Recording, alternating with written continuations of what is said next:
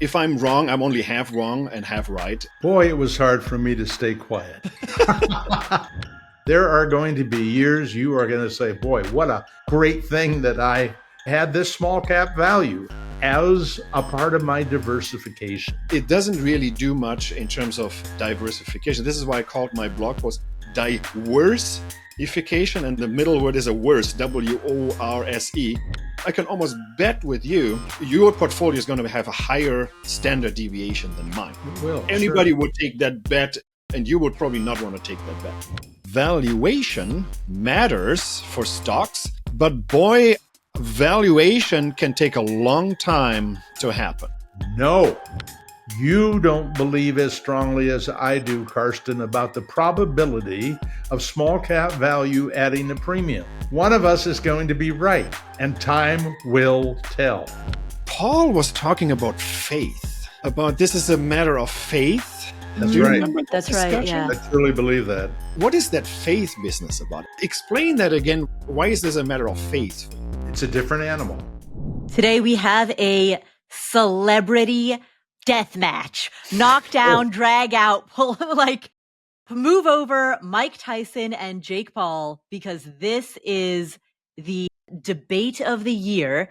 The famous Paul Merriman and the famous Dr. Karsten Jeska, better known as Big Earn, are going to be debating whether or not you should have small cap value in your portfolio. But it doesn't stop there. We're going to broaden this out and figure out what's happening in the economy and in the markets in the age of AI. So buckle up, because we've got a debate in today's episode. It's a very special episode. Welcome to the Afford Anything podcast, the show that understands you can afford anything but not everything. I'm your host, Paula Pant, and welcome Paul Merriman and Dr. Karsten Jeska. Great to be here. I just want you to know that I weighed in at 183 this morning, so I may have a weight advantage over Karsten. Yeah, and I'm at a little over 200 and I have a longer range, so watch out. No.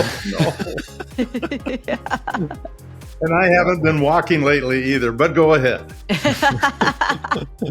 All right. Well, Paul Merriman, you'll take the Mike Tyson position since you're esteemed, long established. You've been in the game for a long time. Dr. Karsten Jeska, you're the Jake Paul. Right. You've come up in the age of the internet and have really dominated a lot of the headlines and made a big stir when you, in the words of Reddit, threw cold water on small cap value. So let's go. We'll start with the opening statements. Paul Merriman, why should people follow the efficient frontier? Why should people have small cap value in their portfolio? Why should we not just VTSAX and chill? Well, let me just say that I woke up this morning when I normally do between 3 and 4, and I thought about this gathering. I'm going to be addressing about 200 graduating seniors at Western Washington University on May 29th, and I'm going to recommend to every one of them, whether I come out badly today or not, to watch this debate, because this is something that's really important to them. I believe, as much as I believe anything I've learned about investing, one, there's a premium for the risk of being in stocks. Two, there's a premium for the risk of being in more risky stocks than more conservative stocks. If that is all true over the long term, then I want these young people, above all, to have part of their portfolio in those big, established, large companies, growth companies that everybody longs to own. But I would also like them to have a piece of their portfolio in the small cap value, the smaller companies, the companies that are somewhat out of favor, because all of the academic research that I have seen, and I want to show you why. And we look forward to learning why. We look forward to digging into all of that research, all of the arguments in favor of this approach. Dr. Jeska, please share with us, and I don't want to be reductive about your position, but you do track a bit more with the VTSAX and chill approach. Right. And we should stress here, we are actually not very far apart. in our views, right? So I think we both prefer equity investments, especially for young people. Don't stress out too much about volatility. Don't have the fear of stepping into the stock market. You have such a long runway, and you might as well be 100% equities. And you know what? If you shuffle around those 100% equities, if you do a little bit more small cap value, or you are just in the fancy tech stocks, or you do the broad index, I'm not going to try to talk you out either way. Whatever makes you comfortable getting into the stock market, you should do it. The reason why I wrote my blog post last year was that I think that the people in the small cap value community, I think, are overselling their product. And I'm just saying that over the last 18, 19 years, a small cap value has underperformed, even though in the 80 years before that, it had an absolutely spectacular performance. And to me, this is just a head scratcher. How is it possible that you have such a long and also statistically significant outperformance for such a long time, and then suddenly everything fizzles? I don't have the perfect answer to that. Again, it's a real head scratcher. And so the two possibilities are what we observed as outperformance, that was some sort of an alpha.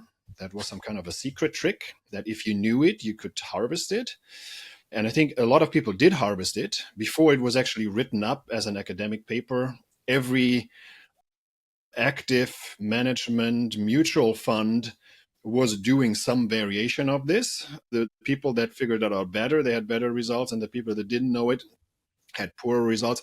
And you could argue that, well, maybe this alpha source has fizzled and now we're back to normal. Here's another thing I'm saying. I'm not saying that small cap value will underperform forever, right? I'm just saying that it's going forward, my best guess is that everybody will roughly perform in line with the overall market. I could probably concede that there might be a little bit of a risk premium for smaller cap stocks. So I could see that there's a small gain. And this is not an alpha. This is basically a beta, right? This is a market exposure and a risk exposure and an economic risk exposure.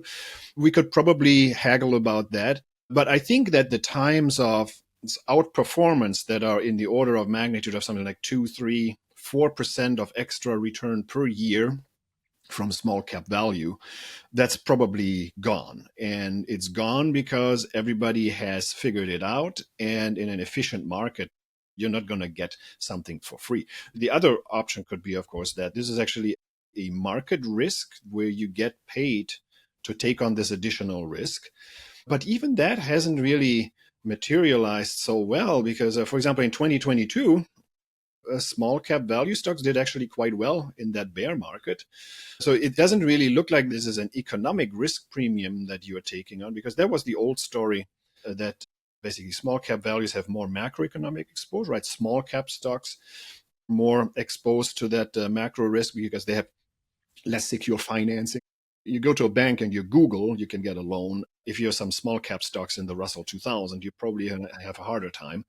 And the same thing with value stocks. Value stocks are more of the brick and mortar companies that rely on macroeconomic performance, whereas growth stocks can grow on their own without macroeconomic growth because they innovate and then they also take away business from other corporations and then also from mom and pop shops. When Walmart takes over the retail business or Amazon takes over the book business, that's how some of these growth companies can grow. So traditionally, there was more exposure to macroeconomic risk from in value stocks. And maybe this has also gone away. Maybe now the growth stocks have more growth exposure. And this is why or at least it's now even, and we no longer have this difference. So it's neither an alpha or a beta story. So I'm wondering, where is the outperformance coming from going forward? We can look backwards, but I'm interested in going forward. Where is the outperformance coming from? I don't see it. And that's why I would like to have hedged bets. I want to have everything. I want to have VTSAX, or I have the Fidelity equivalent of that has large, small, value, and growth. And I'm probably going to be wrong one way, but if I'm wrong, I'm only half wrong and half right, and I'll have average performance. I prefer that. Boy, it was hard for me to stay quiet. Look, I mean, Karsten said it all when he said, it's not about the past, it's about the future. And when we talk about the future, the reality is, I must admit, I don't know anything.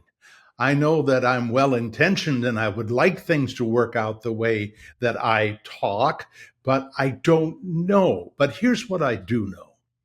I do know that from 1970 to 1979, large cap growth companies did not do well.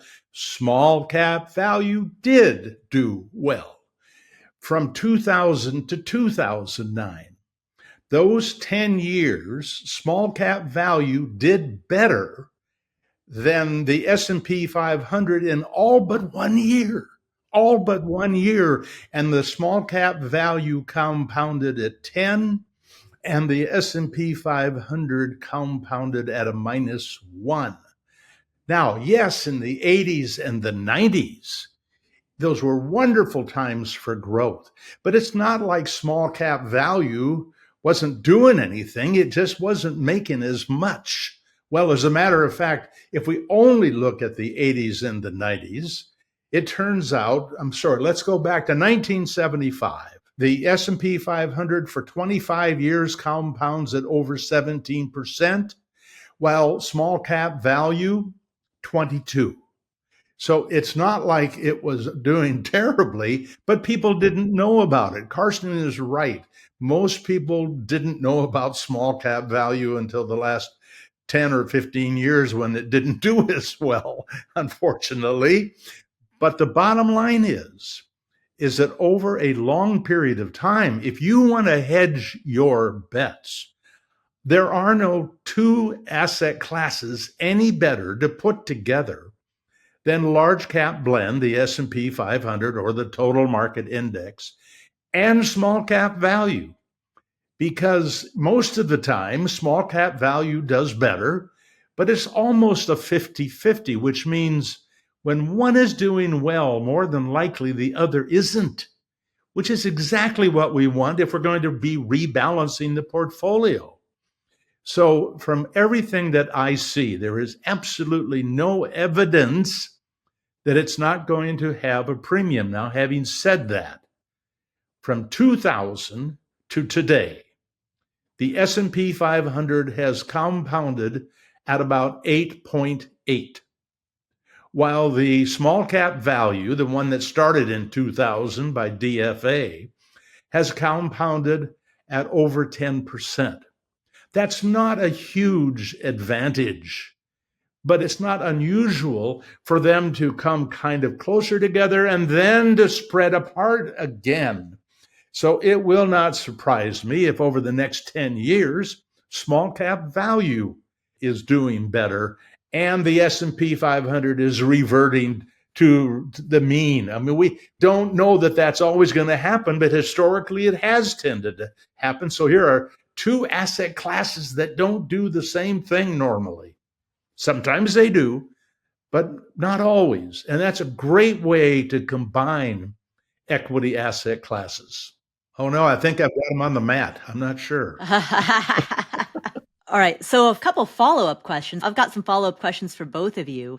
First, I want to outline what the stakes of this are, because this is not just pocket change. I mean, Paul, you've demonstrated in your research that the difference between VTSAX and chill versus being closer to the efficient frontier could be the difference of literally millions of dollars in a portfolio over time.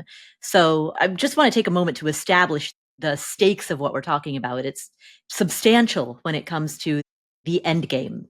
Let me just give you the numbers that I think you're referring to. We have some tables where we start with $1,000 a year investing, $83.33 a month, starting in 1970 and going through the end of 2024.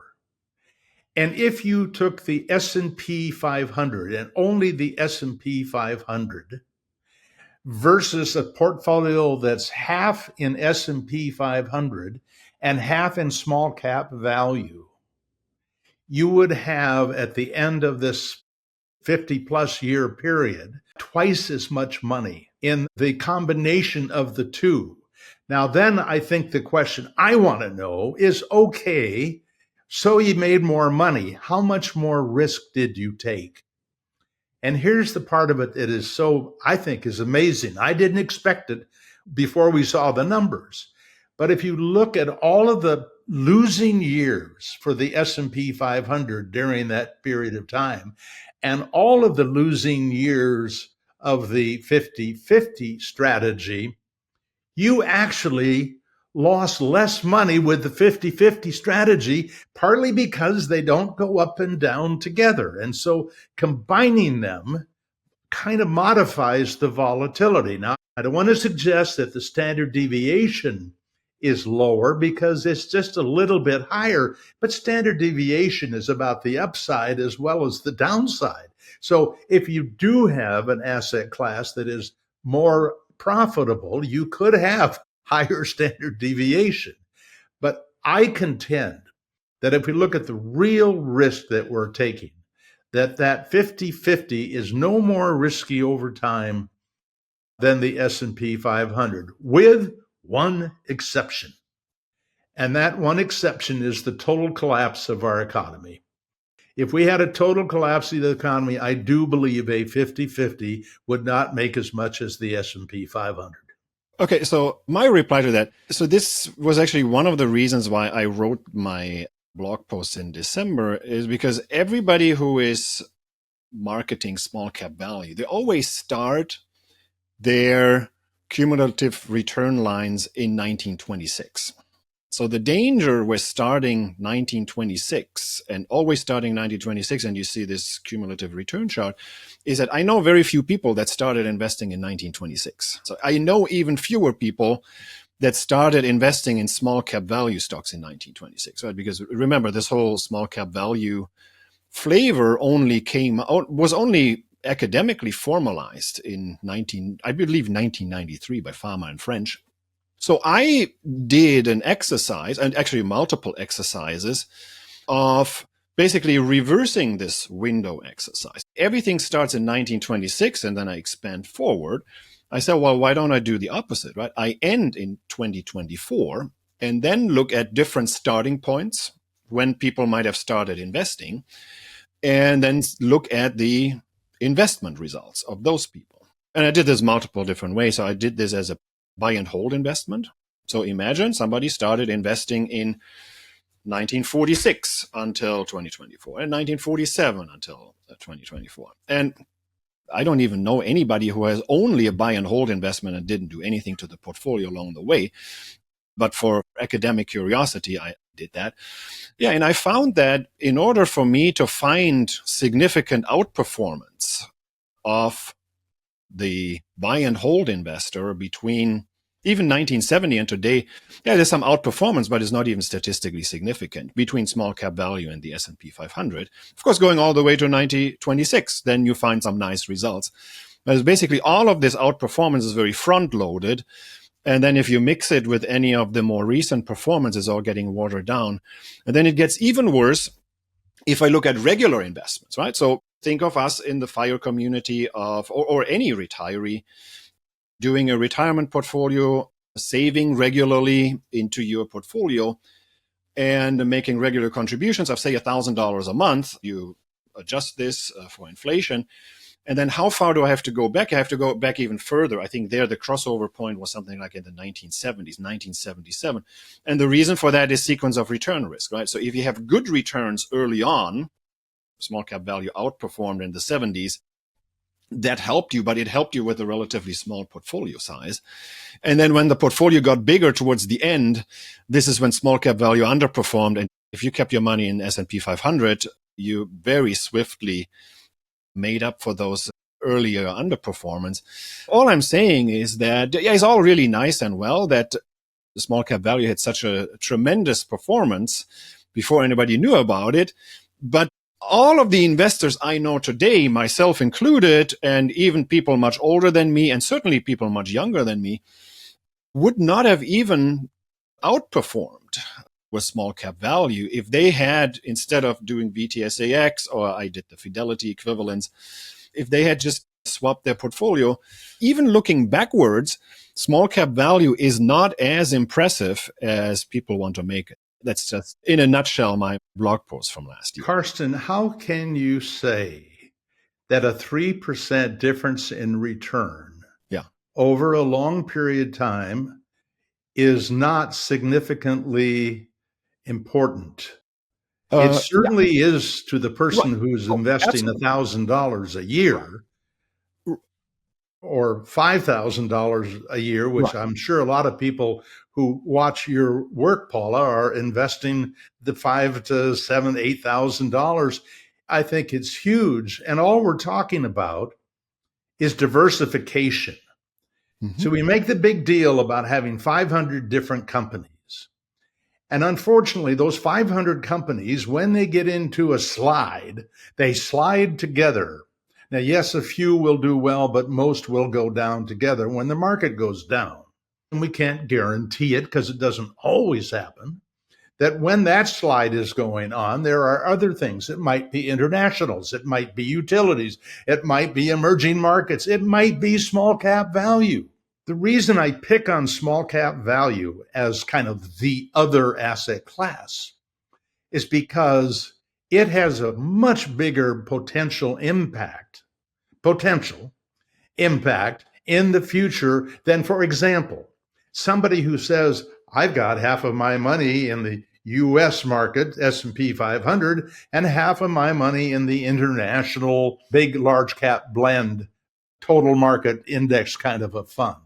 To which I say, that's great, except the academics say that having those internationals in your portfolio are not likely to make you more money, but will likely modify the volatility. And that's good that we can modify the volatility. But what if they took that same money and they put it in another asset class, small cap value? By the way, it could be large cap value as well. If you wanted to, it just would not be as radical a difference, I don't think. But then not only gives you some value in the portfolio, but it gives you some small. So now you have a portfolio that has large growth, that's in the S&P 500, large value in the S&P 500, small value and small exposure and more value. I think that's a much more diversified portfolio, and maybe, just maybe, it's going to produce a better long-term rate of return. Okay, so multiple things I have to address. So first of all, so I pulled a return series from the Pharma French database. It's actually, they have one return series, so it's a small HIBM, so small, and then high book market value, which is the value. Because there's one concern, right, when you use the Pharma French factors, right? It's for the entire market, you do growth versus value. And then for the entire market, you do small versus big. Versus what you are doing, this is always what you bring up. There is a particular gain for value, but it's even better for small cap stocks, right? So if you mix the two together, it's actually a stronger effect to have small cap value, to have value within only the small cap stocks. So this is return series they publish, and it has an outperformance since 1926 until the end of 2024. That's 3.46%. And that's actually in log percent, so it's actually a little bit bigger, which is absolutely spectacular because this includes both the early period and the later period. So going from 1926 to 1993 had a 4.4% outperformance. And then unfortunately, so 2006 to 2024, it has an underperformance of 2.2%. So, and then you mix the two together. This is how you get the 3.46%. So it's absolutely spectacular and absolutely hands down. That is, if you look over the entire horizon, it's a statistically significant outperformance. So you can calculate a t-statistic for that, right? And you can test a null hypothesis. The mean of this is 0. And well, you can reject the hypothesis that the mean is 0. And so absolutely, I totally concede that. But so first of all, again, we can't only look at 1926 until 2024 and then pretend nothing has happened in between, right? So if you look over shorter horizons and you start investing, say, in 1980, a lot of the outperformance goes away, and you have, even at 2%, even at 1%, yeah, you think a 1% outperformance is tremendous, right? Especially over 30, 40, 50 years. You would call it significant. In layman's terms, it is a significant outperformance. In statistical terms, unfortunately, it's not. And the reason for that is if you calculate the difference between small cap value and the overall market, the volatility of the differences, not the volatility of your returns, but the volatility of the return differences, is on the order of magnitude of somewhere between 12 to 15%, depending on what index you use, which means that, first of all, small cap value itself then has a volatility that's probably somewhere in the 20%, right? 22, 23 to 25%, depending on what exact index you use. So it's much higher than the S&P 500.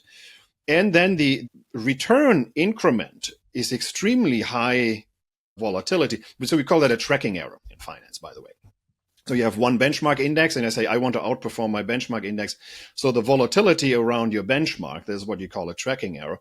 And with such a big tracking error, and you have only, say, a 1 or 2% outperformance, even over decades, that is not statistically significant, which is actually also good news, because the underperformance of, I think I see something like 2.2% over the last 19 years of the small cap value Pharma French index is also not statistically significant. And the reason is, even though 2.2% is a bad underperformance, especially over almost 20 years, it's small relative to that annual volatility. So yes, absolutely.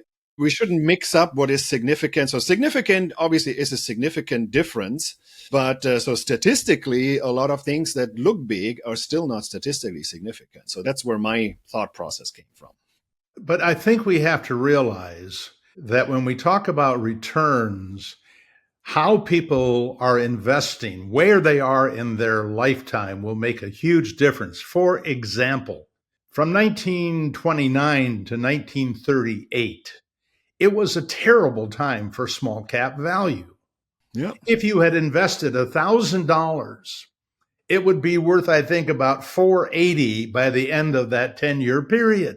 Yeah. Yeah. On the other hand, if you were a young investor, and of course, who had any money to invest, you might ask, but if they did, and if they had put in $100 a year over that 10-year period, the compound rate of return is 9% a year.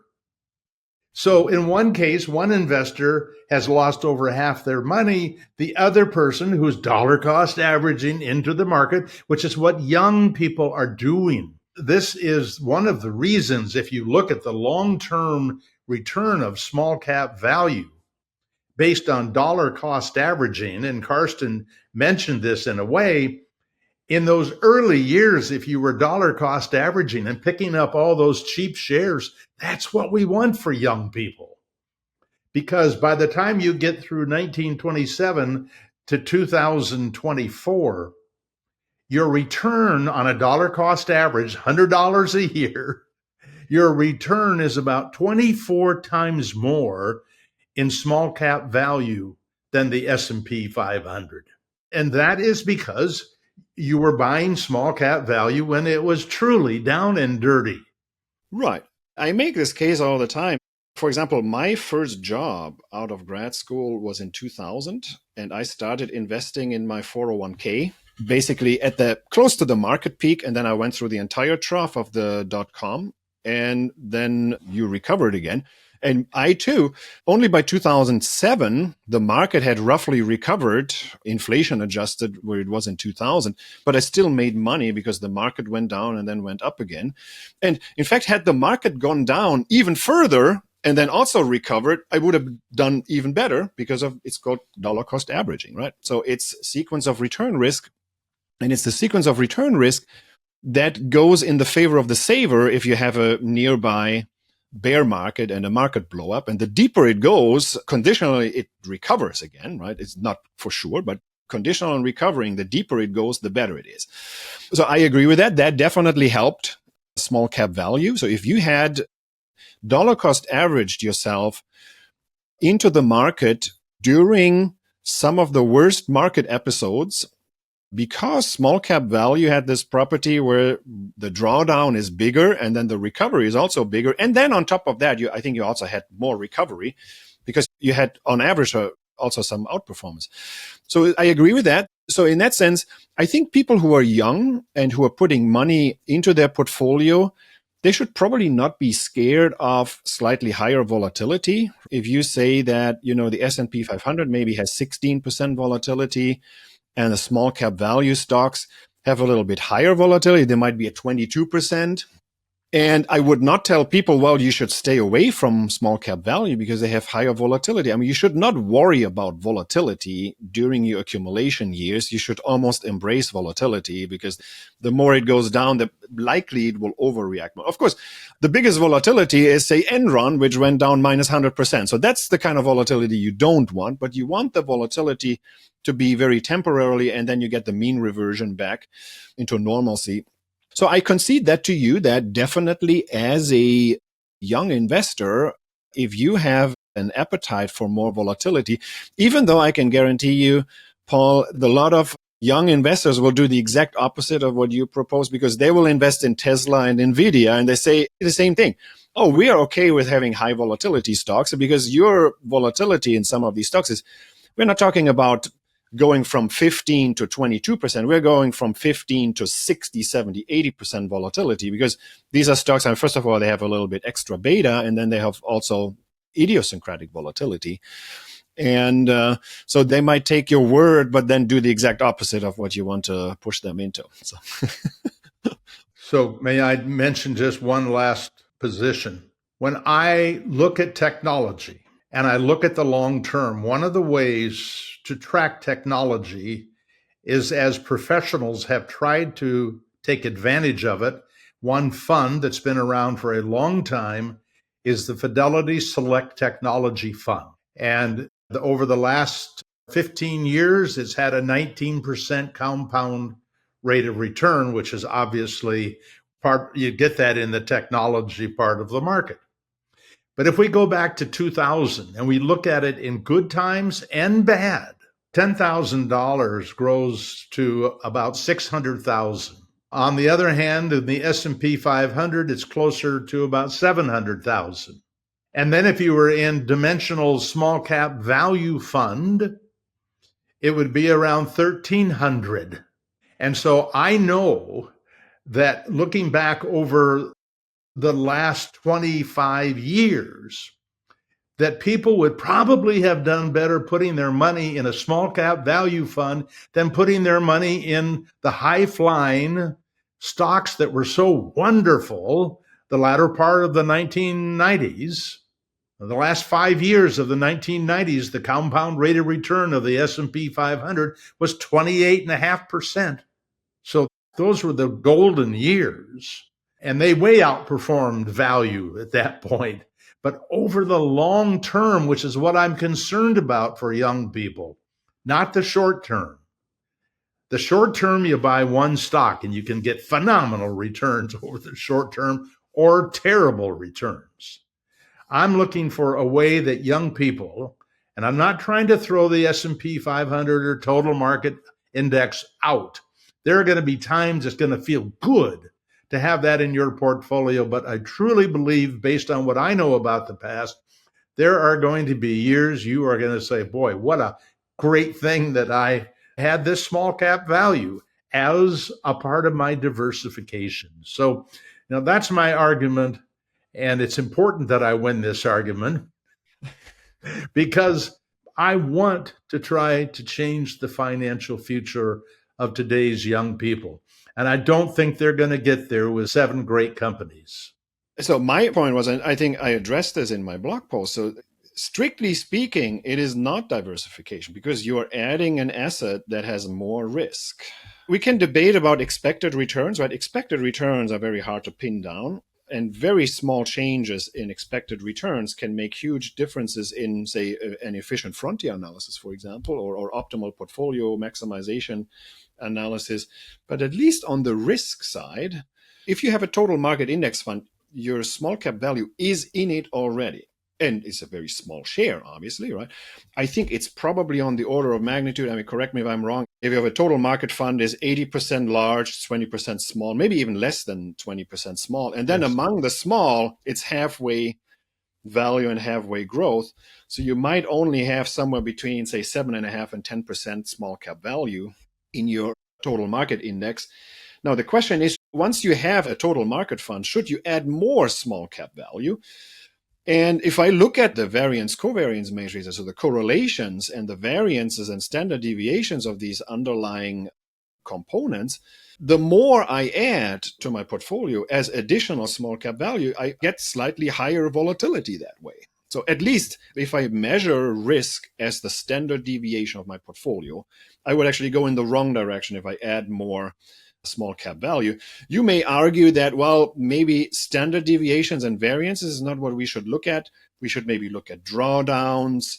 We should look at, say, risk correlations with the macroeconomic growth. Maybe this whole AI thing is all going to go be a bust, and then small cap value will shine again. Not because small cap value is so great, but because basically all of the tech bubble will deflate again, like it did in the early 2000s. But just purely from a mathematical variance covariance perspective, adding more small cap value is unequivocally going to increase your standard deviation. And I went through the derivation of the formulas and I plugged in the actual numbers. And it doesn't really matter if you claim that, but my small cap value fund is had only 21% volatility, not 22%, is relatively robust. No matter what small cap value fund you would take there, looking at the correlations and the variances, it doesn't really do much in terms of diversification. This is why I called my blog post Diversification, and in the middle word is a worse, WORSE. So it actually makes some of your return stats worse. We can talk about return stats and average returns because that's debatable what it will do in the future, but I can almost bet with you that over the next 10 years, if we calculate the volatility as a standard deviation of an S&P 500 versus, say, half S&P 500, half a small cap value, your portfolio is going to have a higher standard deviation than mine. It will. Anybody would take that bet, and you would probably not want to take that bet. Question is, what kind of diversification are you talking about? What other measures do you look at in terms of risk? Is it drawdowns, skewness, kurtosis, or? So can I suggest this? I would like to submit a study that we update every year of all of the portfolios we recommend, and it shows their performance and their risk and their Sortino and their Sharpe ratio, all of these kinds of things as ways of measuring risk. Right. I would submit that to you. And Karsten, I'm sure you have something very similar.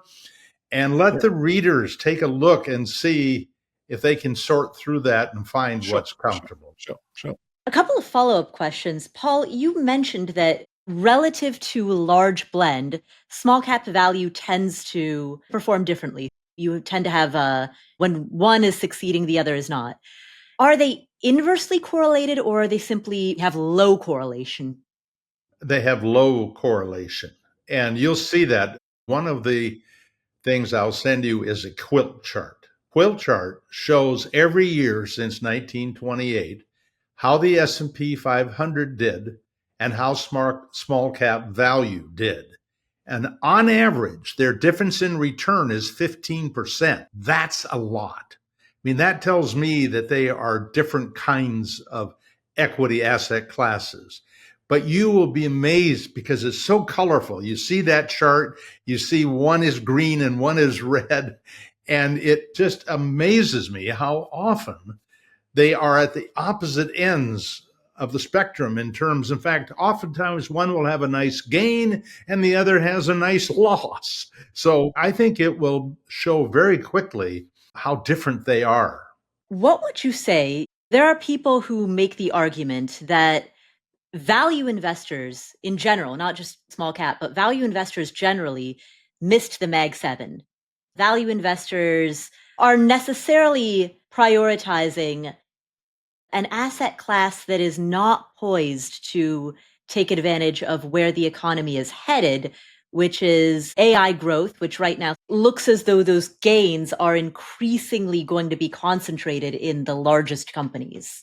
So the reality is that historically, growth stocks don't make more than value stocks in the long run.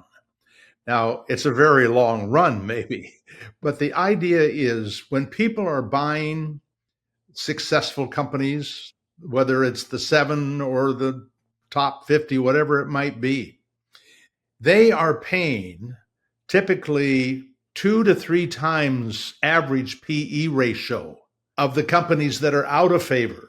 And people need to understand the S&P 500 is a great way to participate in capturing the premium of the best companies.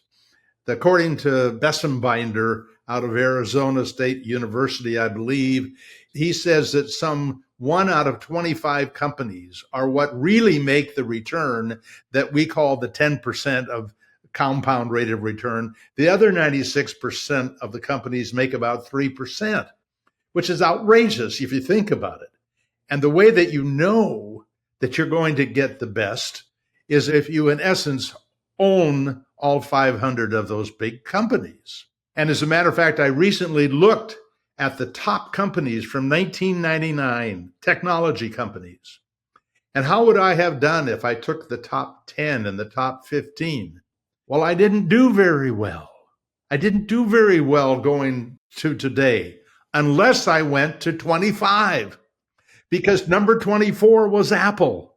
And if you didn't have Apple in your portfolio from 2000 on, you did not get a very good return. And so this whole thing about chasing growth, it always feels good. When I was a stockbroker back in 1966, I was a broker for about 2 years. And I've normally said after that, after I went straight. But I mean, the bottom line is that you sell things that are on the move. That's what people want to be in. Give me something where I can make some real money. And by the way, I want to make it quickly too. I don't want to wait for the long term. And those kinds of companies, just as cryptocurrency, Bitcoin, is of interest to people, not because they even know what it is, but because it goes up. And that's what I want. I just want to go up.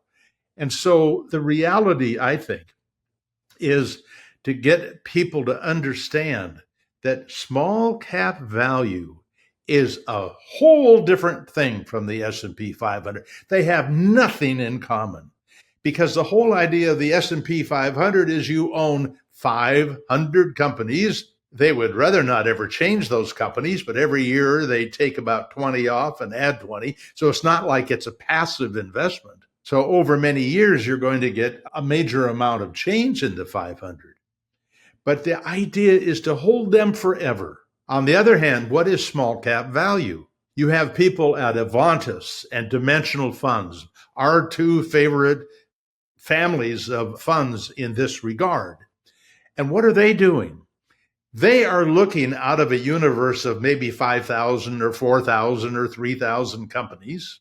They are looking for companies that right now are out of favor.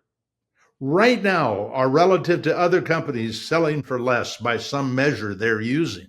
Now, some people like the Russell 2000, they just take them all. I mean, they take all 2,000 and they got bad companies along with good companies. They don't care. They get them all. The EFA and Avantis tries to, in essence, cherry pick, if you will, from the better ones that are in better financial shape.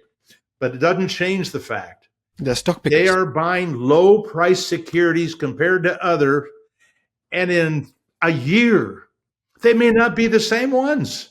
And so is it likely that small will have a premium? Yes. Is it likely that value will have a premium? Yes. If you just bought 100 of these companies and just held them forever, would you make a great return? No. That's the part that we need to understand, that small cap value really, it's a moving target. You could say they're using market timing or stock timing.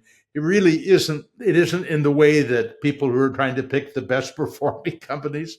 They're just trying to position themselves in companies that at this point are undervalued. Now, so does Warren Buffett, but he wants to hold them forever. So he's not going to do them in teeny tiny companies. He's more likely going to do them in larger companies that are the type that you own forever. It's a different animal. Yeah, so I'm glad you brought up this paper, Bessembinder. If you hadn't mentioned it, I would have, because that is the best case for index investing and very broad index investing. It's very hard as a stock picker to consistently beat the market. And it also explains why some stock pickers has performed terribly, because they, either by bad luck or lack of skill, they didn't pick the handful of, say, the top 1% or top maybe between 1 and 10% of all stocks that are basically the stocks that are responsible for performing really well. And then the rest is basically just very sclerotic, sideways moving stocks. So that's exactly the reason why I prefer to have and which you prefer, whether you want the total market or the S&P 500 blend. That's why I like to have the broad index and not be a stock picker, because I would be afraid that I pick the wrong stocks, or I might just chase after the flavor of the month from last month. And by the time I jump on the bandwagon, basically the party is over, and then you consistently catch these overvalued stocks. So that's exactly the reason why I prefer to be not a market timer, not a stock picker, just keep it hands off.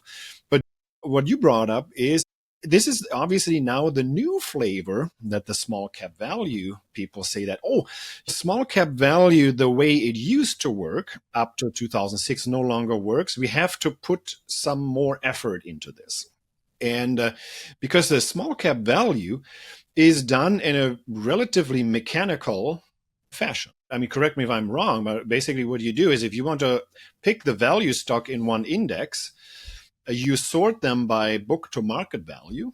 Then you look at the stocks that have a high book value, and you look at the stocks that have the low book value. And I don't think you do it by number, but you do it by market cap. So that you take the 50% most value looking market cap, you put that into the value portion, and then the growth portion goes into the other half.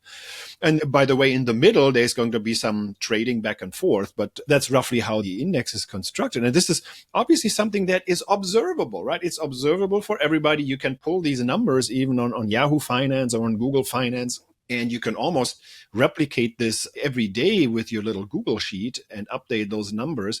So this is not something that should create a lot of alpha. So now we have to have additional thought process.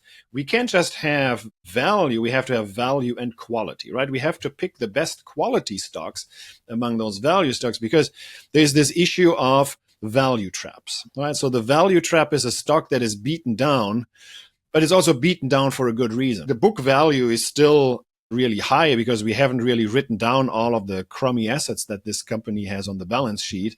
And then right before they go out of business and declare bankruptcy, they look like they are really good value, but obviously that's not the kind of value stock you want to invest in. So you want to have an additional filter and an additional screen to look at the value stocks that are better. And I think this is what the DFA people are doing. This is the AVUV ETF. They probably do that too. And I wish them best of luck. But at the end of the day, this is again now an actively managed fund, and it comes with higher cost. It comes with some expense ratio. It comes with some cost on running the fund. It also comes with costs that you don't even see inside the expense ratio, because it comes with turnover. So these companies that run these funds, they have to sell stocks and then buy stocks. There's going to be a bid-ask spread in that. So for example, what you also observe is that this Pharma French index, which is that pure small cap value index, always outperforms the DFA fund a little bit. Even though I think Pharma and French, or at least one of them, they're on the board of DFA, and you would think that, hey, you have this great looking flavor and style fund in your database. Why don't you just replicate that if this one beats your DFA funds? Of course, the reason is that, you can't really do this as well as you simulate, right? Because there's always a little bit of a drag from a simulated result to an actual result, because there's some trading cost, bid-ask spreads. You can't really trade as quickly as you can do in your simulations potentially. So all I'm saying is that, yes, now people are trying to put a little bit more nuance into the small cap value landscape. But yeah, it basically now reverts more and more into actively managed funds. I always get a kick out of that when you see people that normally are these bogleheads minded people, and they get very intrigued if you show them these return stats. about small cap value. So I thought, well, haven't you learned anything? Hasn't this sunk in? So think about this Boglehead's philosophy. Maybe don't do this active management. It's very hard to keep this up consistently. And just do the hands-off passive investing. Over the long term, I would take my bet with the very passive index because it is very hard to overcome these additional costs, the expense ratio, the people you have to hire to do the calculations, the bid-ask spreads, and then the trading costs. So yeah, this is why I would still take my bets with the broad index. Actually, Karsten, I think if you look at the Avantis and the DFA ETFs, they have very little turnover. Okay. Surprisingly little turnover. That's good. And to be fair to those people, right, the worst of the indexes with small cap value is the Russell 2000. Right. It has by far the worst performance. And they go in annually and do a reconstitution of the fund and make the changes. DFA and Avantis don't wait for an annual reconstitution. They do it when they want based on the mechanical systematic strategies they use. It is not the traditional kind of stock picking that people are trying to buy something that's going to go up 100%. They just have a mechanical way of identifying what something is undervalued. And when it's time to sell, they do apply some momentum analysis so that they try to get out at the best price that they can. But it is all in the best interest of the shareholder from everything that I can see. And the fact is, DFA has been running one fund since 1993 and another since the beginning of 2000. And they both have fine track records, much better than the S&P 500. And so I think they have shown, in fact, there's a premium. It just isn't the premium, as Karsten said, that was achievable when you were only looking at hypothetical results. Yeah. And when you start to trade the actual instruments, there's a tendency to the costs and whatnot lower the return. So the DFA fund is called DFSVX, and it has outperformed the S&P. There's DFFVX and DFSVX. Yeah, DFSVX. Yeah, that's what I have. So that one has an outperformance of 61 basis points since 1993.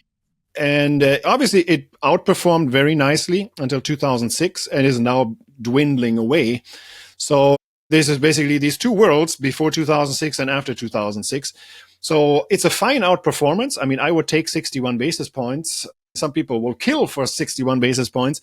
But considering that, again, the tracking error is 12.6% every year. So it's... Remember, it doesn't go up and down with the market. You want that tracking error. No, in fact, I don't want it. And especially if you want to make the case that this is a significant outperformance. So statistically, it's not significant. But if you had been in this fund since 1993 and you made the entire 61 basis points on average, you would have done really well. Also, the one caveat with that is that fund was not available to just the average Joe investor. You would have to be under the umbrella of a DFA-approved money manager. So you would have to pay the AUM fees. That's the way it was. That's the way it was. It is no longer that way. It is no longer that way. But again, so if it didn't do as well once you take into account all of the fees, looking backwards. Now, question is, will it do as well going forward? If it can offer me 61 basis points, I would have to debate, do I want to have this additional volatility over and on top of that S&P 500? Do me a favor, Karsten. Would you please look at DFFVX? Because this is one of the ways in our industry that we confuse people. And I'm not blaming or accusing Karsten of this, but DFFVX starts in 2000. So it starts in a bear market. Okay.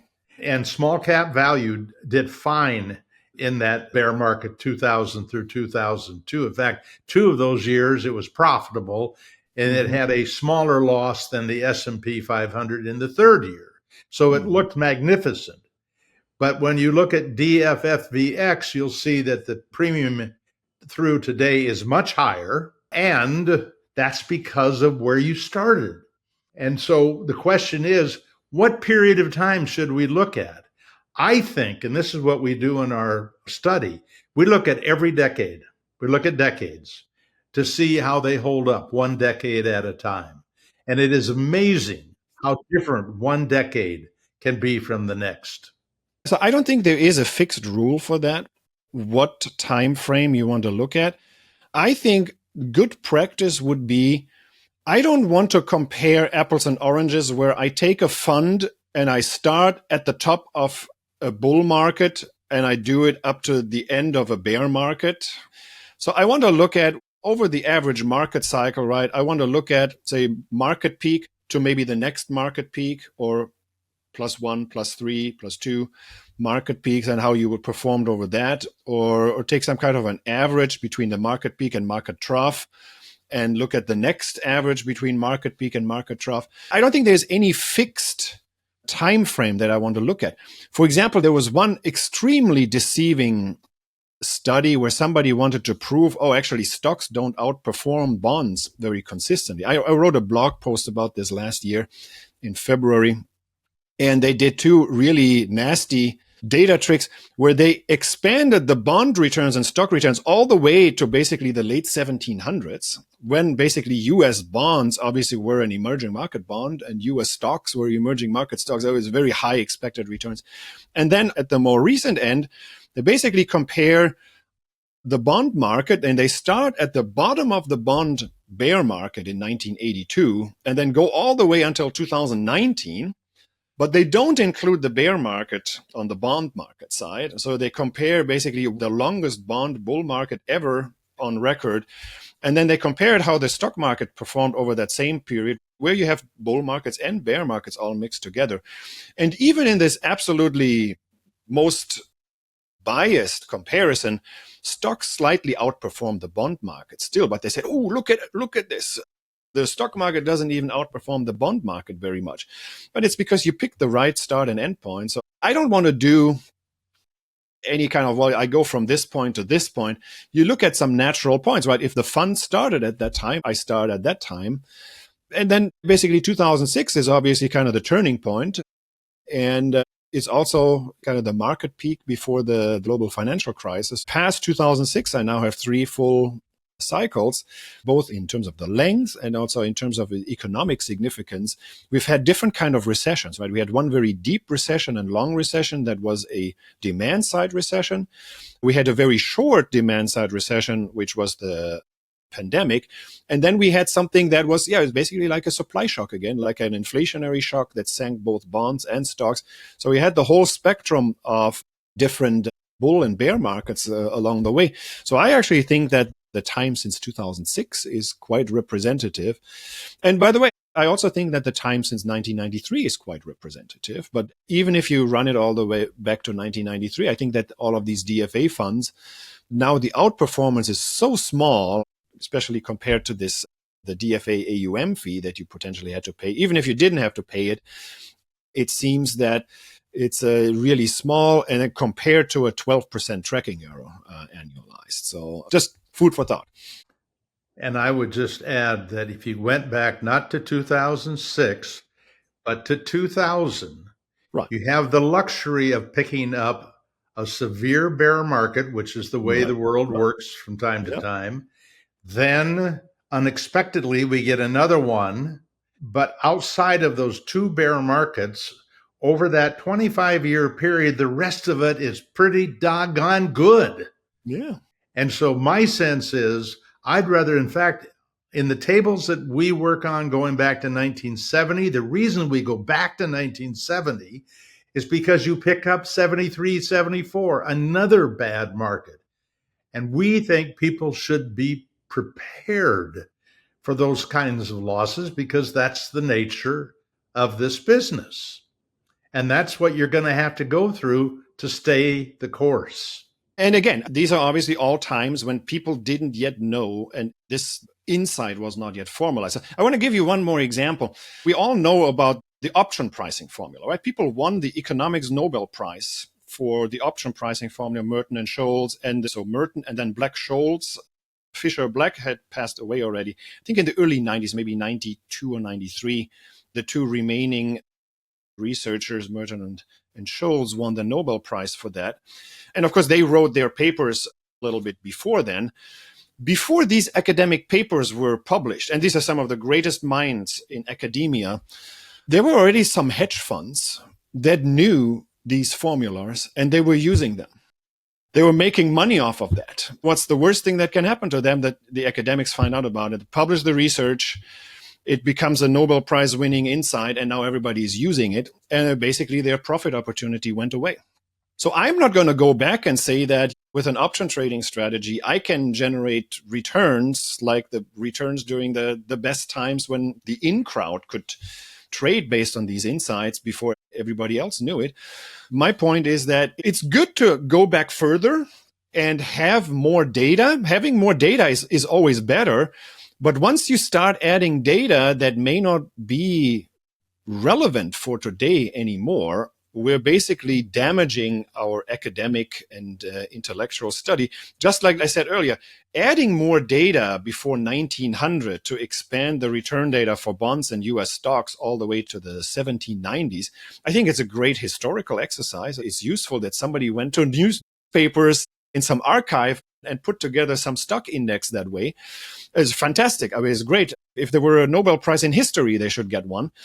But it's not really that relevant for today's economy and today's bond market and stock market. And I'm afraid that some flavor of that is also true with small cap value. We've had this small cap value that probably most people didn't know about it. Even the people that knew about it, it was probably not as easy to implement, right? Because you couldn't just go to Yahoo Finance or go to some database and scrape all that data on book value and create these Pharma French styles. I mean, even today, the Pharma French data, they don't come out in real time. So I have to wait because I utilize the Pharma French factors. You can put Pharma French factors into my safe withdrawal rate sheet. You can use it as a return series. I have to wait probably about 1.5 months for the Pharma French numbers to actually come out. If it takes Pharma French a month and a half to update their data, what would it take somebody in 1929 to put this together and run an actual small cap value fund that is as good as some of these return data that Pharma French are publishing? Maybe even if you had known about it, I would have been hard pressed to generate these kinds of returns going back. I wish you all best of luck, but I have my doubts that these outperformance stats are going to last and can translate into the future. So the last 5 years have not been good for small cap value. Okay. True. And in fact, AVUV for the last 5 years has made a little more than the S&P 500 and a little bit more than that over the total market index.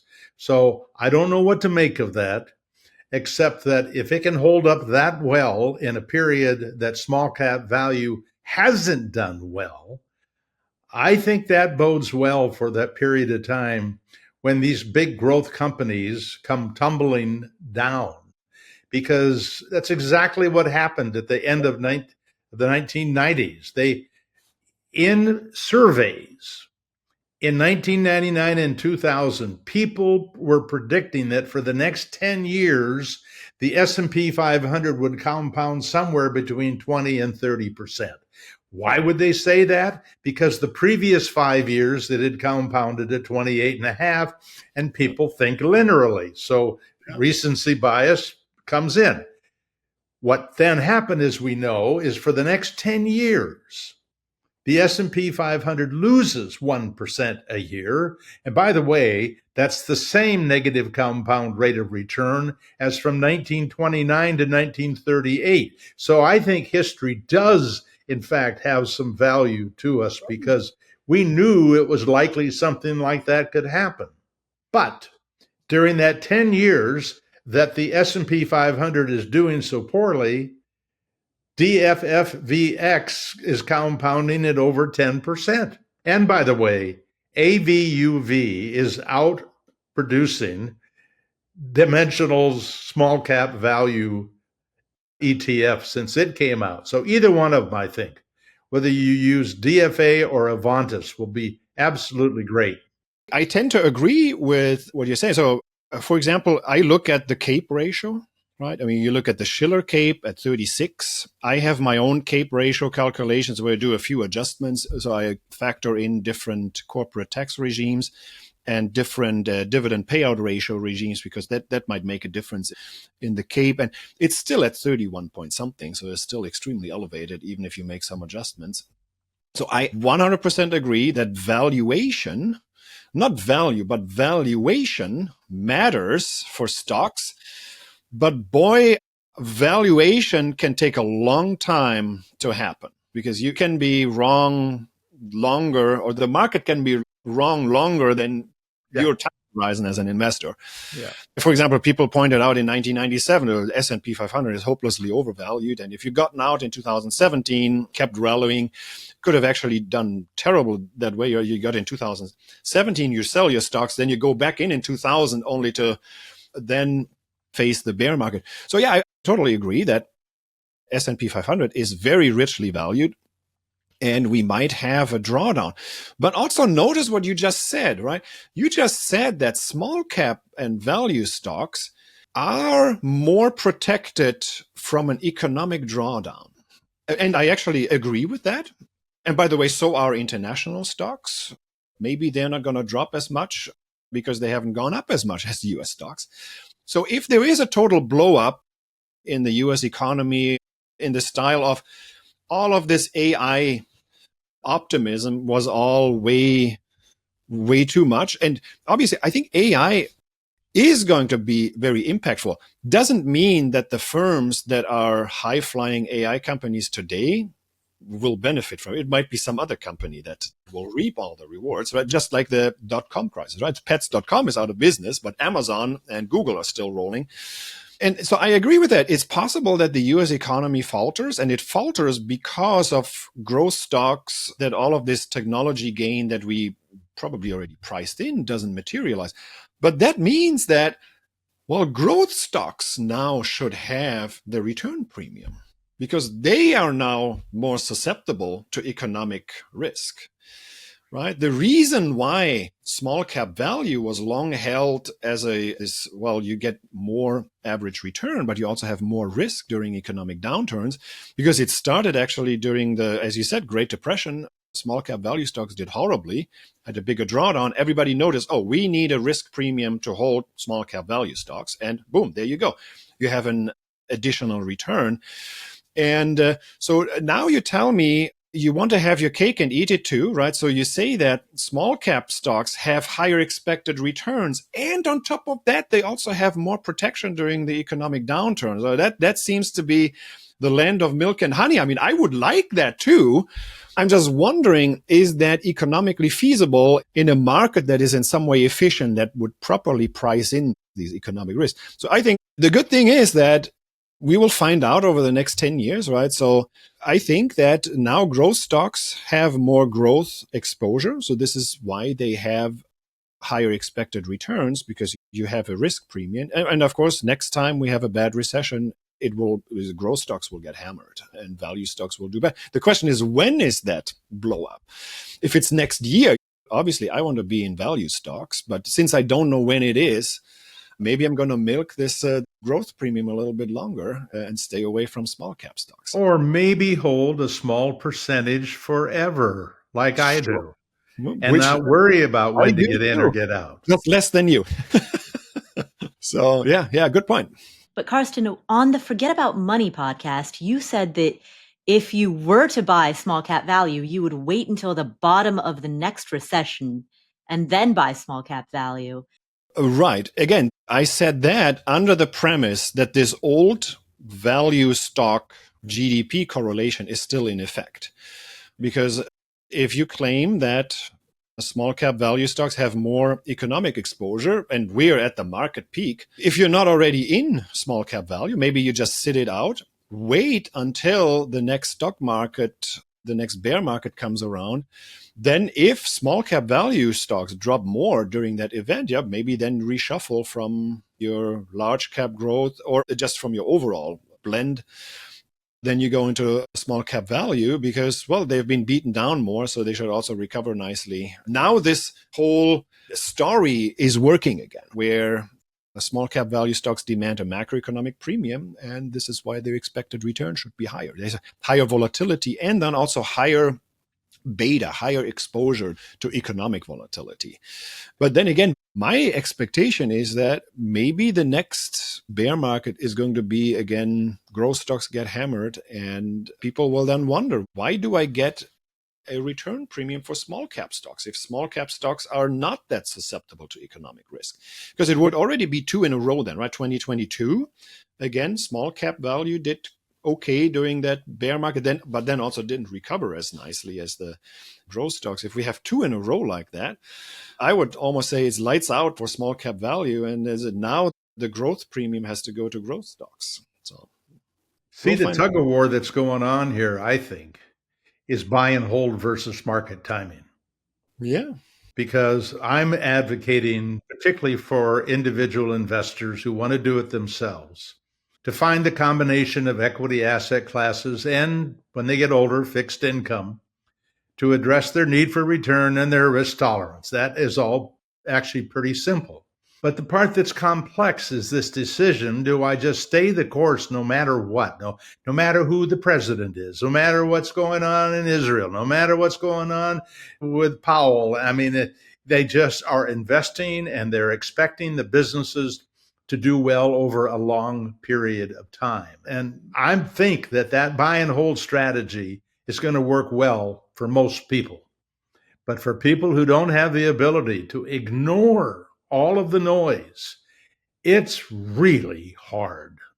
Yeah. And on top of that, right? So imagine you have made up your mind that you want to be X% in small cap value, say 20% in small cap value, 80% in total market, right? And now you've been sitting on this for a long time, and now the weights have diverged, and you now have 85% broad and only 15% small cap value. What do? Do you sell the other fund and put it into the fund that underperformed?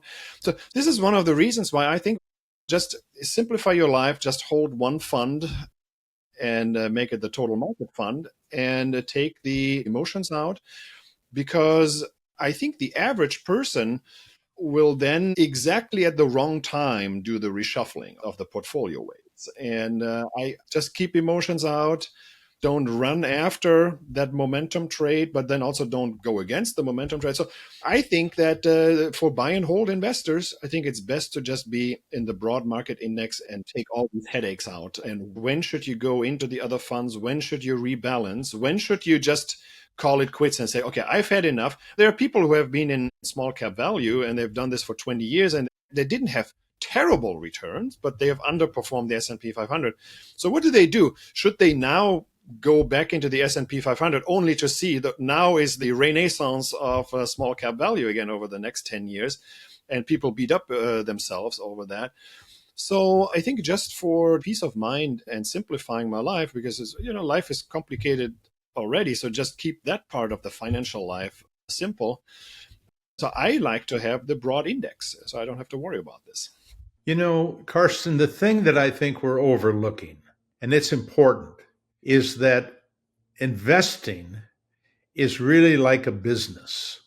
And I've been in a lot of businesses in my lifetime, and none of them had much to do with each other. They were totally different kinds of businesses, different challenges in the businesses. And I think the same is true with investing, that you can start a business of investing. Like my granddaughter, who's 2 years old, we helped her start her business, and we put money into an account which eventually is going to blossom into a Roth IRA, but it's still going to be the same business. And we put her half in S&P 500 and half in small cap value. And she will rebalance once she gets into the Roth because there's no tax implication.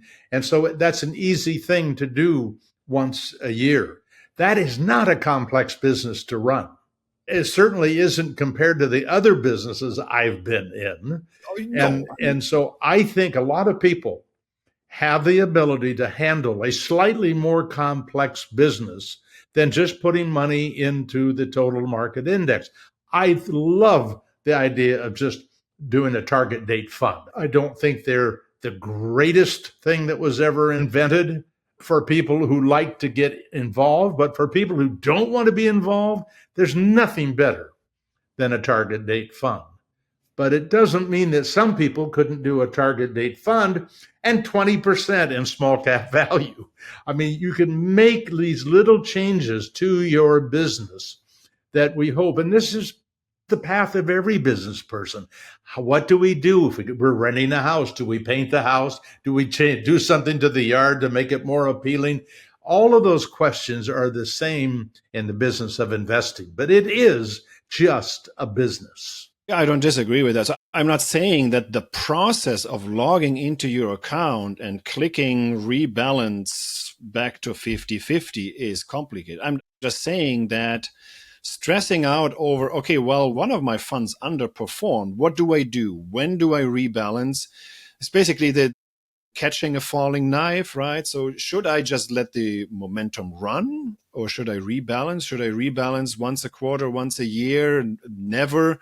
I'm not saying that it's technically difficult. By the way, I'm saying this as somebody, I'm trading options every day at the open and at the close. It's quite complicated. I'm not saying that I don't do small cap value because it's complicated to have two different ETFs in my IRA.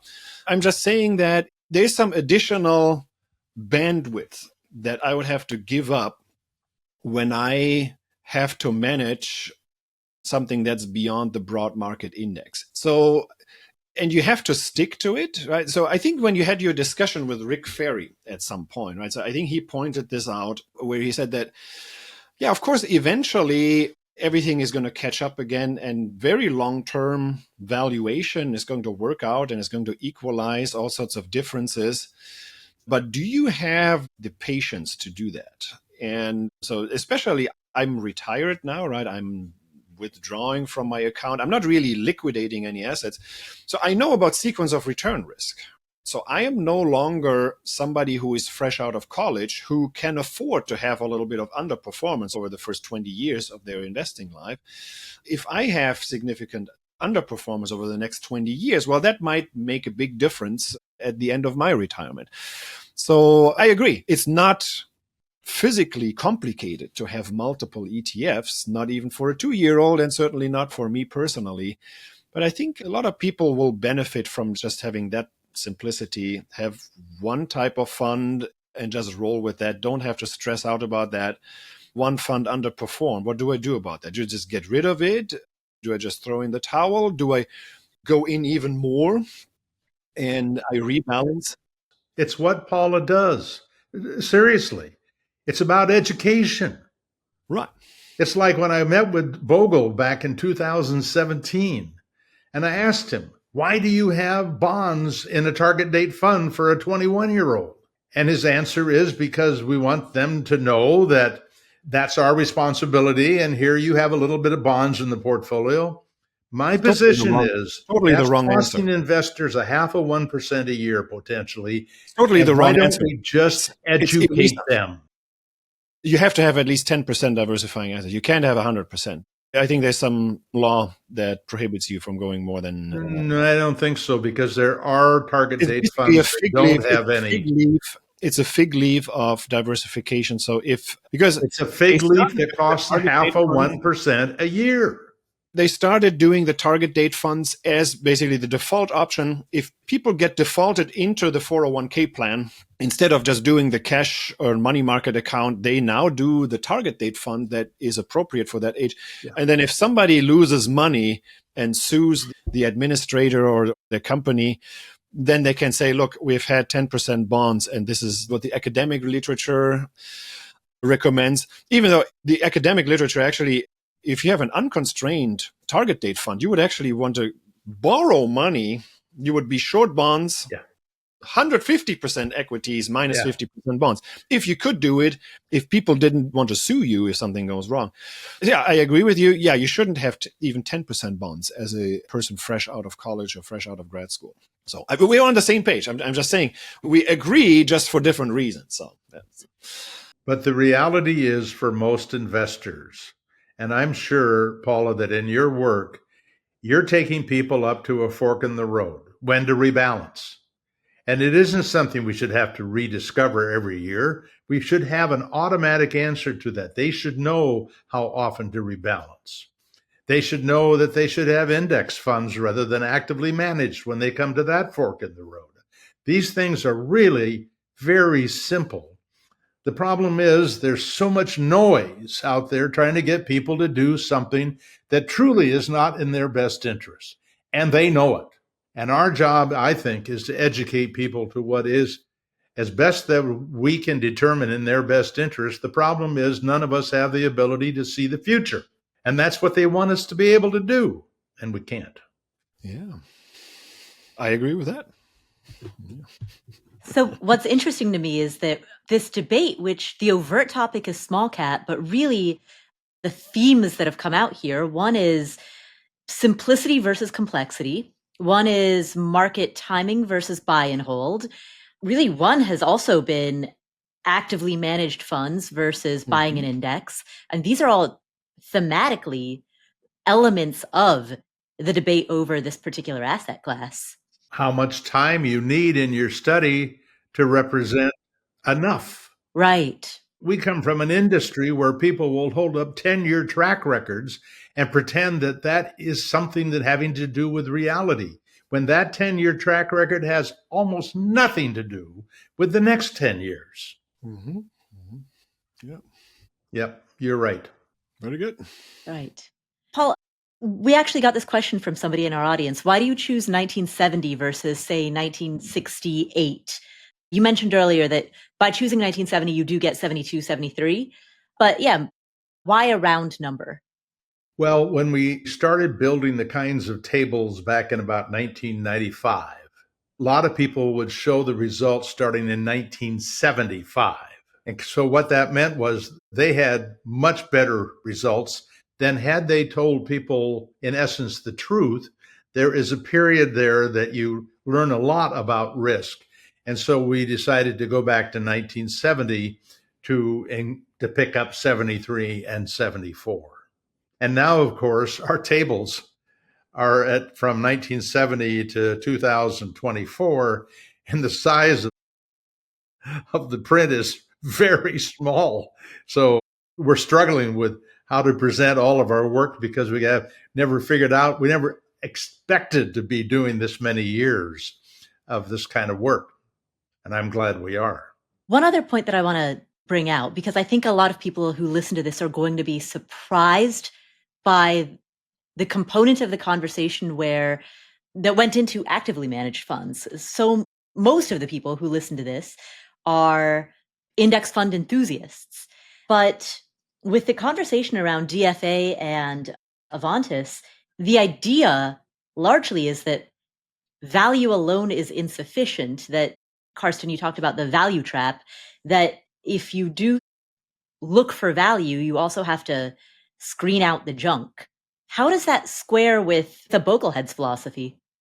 No, I mean, first of all, there was no screening out junk between 1926 and 2006 because everything worked apparently sufficiently well to, even with the junk stocks that eventually go bankrupt, you can still make money with this value strategy.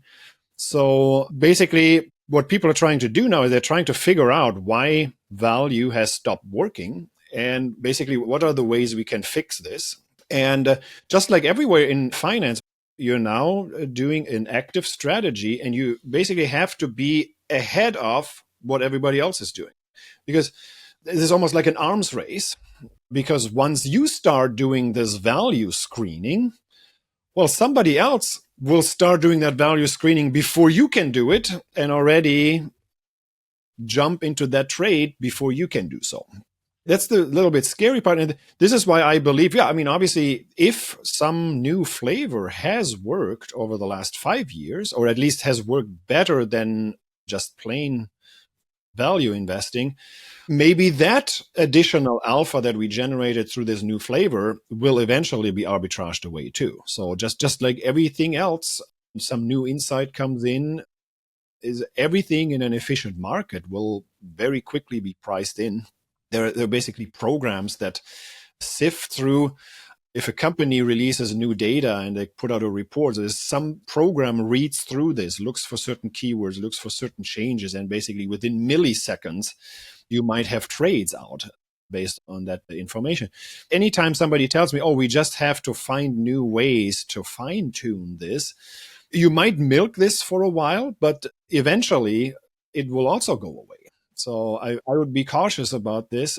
And I hope that at DFA and Avantis, that people obviously are smart enough that they will stay ahead of the game. But absolutely, this is an active management problem now because the flavor small cap value has become so well known. So you have to do something better than everybody else. If you don't, you just fall behind. And it may be that we're overlooking, or that we are coming to conclusions that are not the right conclusions. For example, we had this great performance for large cap growth in 1980 through the end of 99. And so it certainly made growth look like the favorite son. Then we go into a 10-year period that I mentioned earlier from 2000 through 2009 that small cap value outproduces the S&P 500 9 out of 10 years. Why didn't we ask, oh, well, maybe this is the end of the S&P 500, that there's some change in the market? It may be the only reason that small cap value hasn't been doing so well is the same reason that it did so well in 2000 through 2009, and that is another equity asset class got way out in front of its skis. And then you have this reversion to the mean, whatever that force might be, that for a period of time, small cap value is back on top. And I felt that in my life because it was a part of the way we managed money for our clients. And they thought we were brilliant. We weren't brilliant at all. We just had a massively diversified portfolio and we were able to take advantage of it. But now we may simply, Karsten's still going back to 2006. Whether it's 2006 or 2009, whatever it might be, it could be simply the fact that now small cap value isn't doing well for a while. Now, DFA just came out with a report. If I can, I'll send it to you. Basically says that really what's happened is growth has performed at the 90th percentile, that it has done something that is not impossible, but happens from time to time. But then it also sometimes goes down to the 90th or the 10 percentile, not very often, but it can. And all we're seeing is this yin and yang, or whatever we want to call it. And we're jumping to conclusions because humans want to create a picture of the future. We are insistent on making up stories when we have no idea what's going to happen. It doesn't mean, by the way, that our ideas can't make sense. I look at our political situation and the diversity of ideas about how to run a country. Oh my God, they're two very different views. And yet it's the same thing that goes on in the stock market. In the stock market, you get to see it played out over time and you see how wrong. And by the way, as you guys know, all of the studies show that the ability of humans to see the future about the stock market is very, very poor. At which point I say, why would we waste any time doing that? Yeah, obviously we can't forecast it, but there are some very intriguing correlations, right? For example, if you look at the CAPE earnings yield versus 10-year future returns, and I'm talking about real returns. Yep. Pretty strong correlation between this. So in that sense, valuation works over the very long term. It doesn't educate you in any way about the next month or maybe not even the next year. There's a pretty good correlation, at least for the equity market overall. Now, am I going to use this as a market timing scheme? You could, but then again, the mean reversion times are so long that you may be wrong for so many years, and basically clients are going to fire you before you're right. So this is always a huge concern. And so when I worked in the asset management, so we had clients who would be sovereign wealth funds, pension funds, very large endowments. And yeah, I mean, you could underperform maybe for a year your benchmark. You can underperform 2 years. You might get some angry phone calls. If you underperform for too many years in a row, they will fire you. And it's a lot faster than, say, the 19 years from 2006 until today, where people would have fired you. And so it's something to keep in mind. So for the people who say that, that if we look at only since 2006, that this is not enough data to look at, in the finance world, there's underperformance for 19 years. That's very hard to justify that with just bad luck. So there's something to keep in mind there. So, and I think it's normal. Okay. And therein lies a big difference, because as somebody said, for 20 years, bonds have outperformed stocks. It's happened. And so do we then decide no more stocks because bonds are better? And I don't think we do. No. And in fact, I can show you, if you look at the window, right, the end point for the bond return when it did really well was when bond yields were, say, 1%. Well, they started at 7% or 8% and they go to 1%. Yeah. You can say with great certainty that the bond yield is not going to go down by 700 basis points from 1%. It had to go up at some point. But absolutely, there's some banks in California that failed, not recognizing that bond yields might go up again. Yeah. And there's some very smart people working there, and they did not recognize that. And the Federal Reserve, trying to oversee them, it did not occur to them. But you're right. One asset class can outperform another asset class. Then so I would not project it forever, but I would also not say that bonds now have to go all the way back up to 8% yield. I think the 10-year yield was probably somewhere around 6 or 7% in the late 90s. It was double digit in the 1970s. We'll never go back there, knock on wood, I hope. But yes, I don't think that I quite see how small cap value will very quickly make up that 19 years. One option, of course, would be, what if there is this complete unraveling of the AI and tech and growth economy? So that might be the trigger for that. But I hope that that will not materialize. But that would be one way how a small cap value will catch up again. Paula, maybe you can have us back in 5 years. And we can see how we did. Absolutely. It would be an honor. What else would the two of you debate? When I listened again to our podcast from before, I think we recorded this in December and it came out in January, Paul was talking about faith, about this is a matter of faith. That's Do you right. remember that That's discussion? right, yeah. I truly believe that. And of course. So I was quite taken aback by that because, there's faith, right? So faith is good, right? So if you go to church or synagogue or wherever you practice, you do faith there. And faith is something where you don't question, you don't look for scientific proof otherwise. Because if you did, that would actually undermine your faith.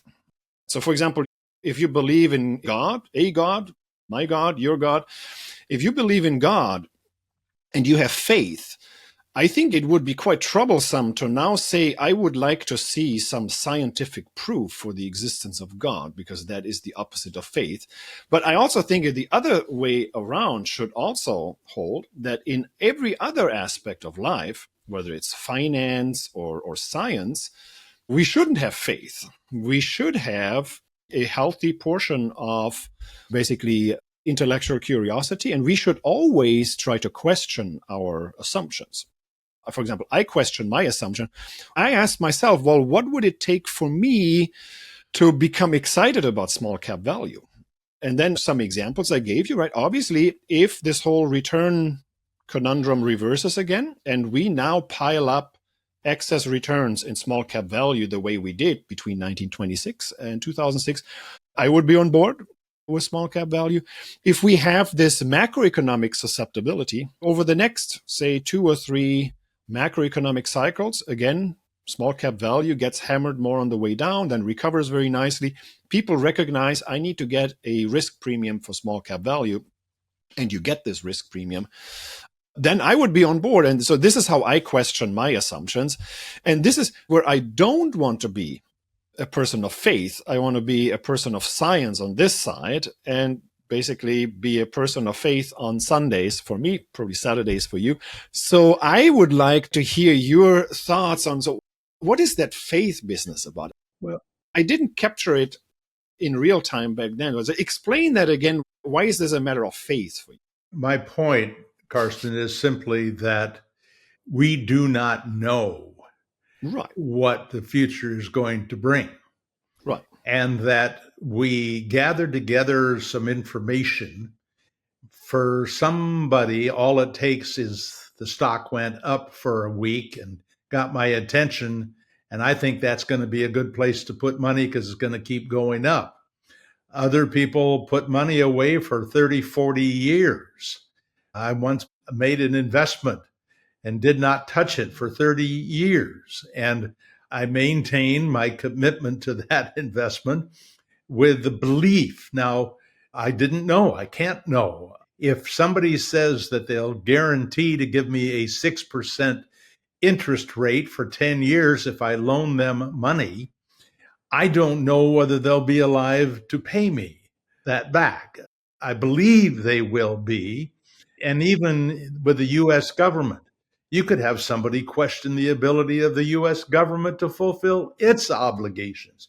We have faith. Now, maybe faith is the wrong word. What I really worry about for young people is that they trust the wrong mentor, the wrong teacher, the person who either has very little information about how to be a good investor, or the person that has a conflict of interest, and the good investment really is a good investment for the salesperson, not for the investor.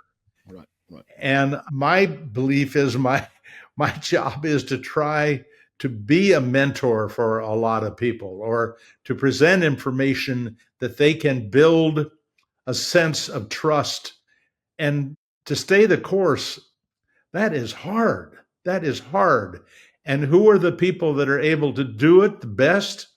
Engineers. I mean, this is what's interesting, is the people who understand numbers the best are the ones who have probably the greatest likelihood of actually staying the course, which implies to me that if we can figure out how to educate people, that they will have a higher probability of staying the course. And as I think I talked about before, we have a program at Western Washington University where every student is going to come out of there with about 30 to 40 hours of financial literacy training. And that's, from my view, about the best thing that I can do is help in that effort. But at the end of the day, I call it faith. Again, I get this complaint all the time, when I do this safe withdrawal rate analysis, and the people say, well, I'm pretending that I can forecast the future. And of course, I'm not. This is all about probabilistic statements. Yeah. Right? We can make probabilistic statements that, for example, right now we have a CAPE above 30.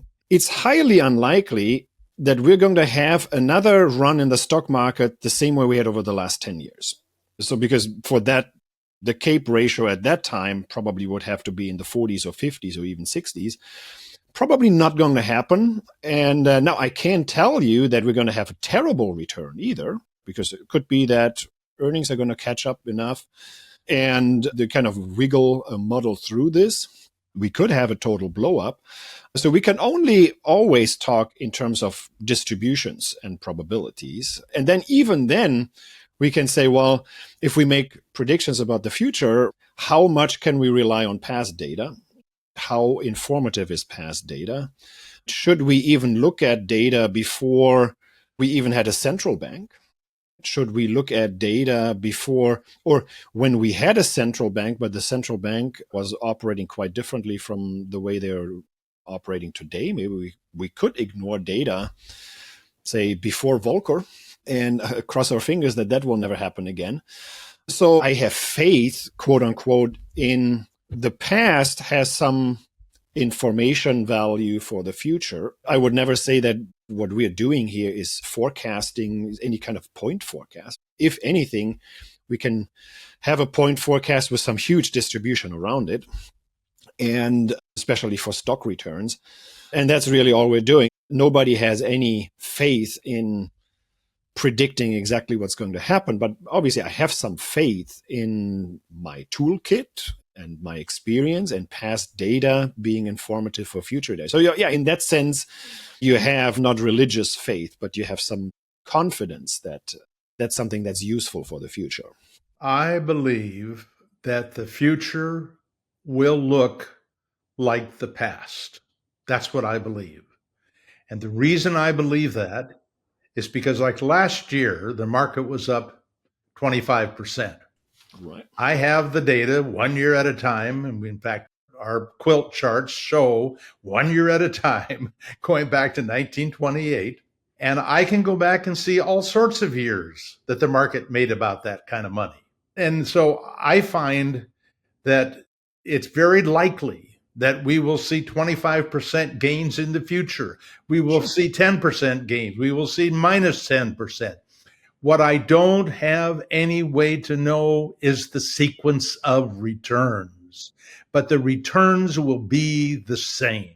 And to the extent that the sequence of returns might be unfavorable to me, then maybe I should take some steps to protect myself. For example, somebody who started investing in 1975, in hindsight, they didn't have to put much money away.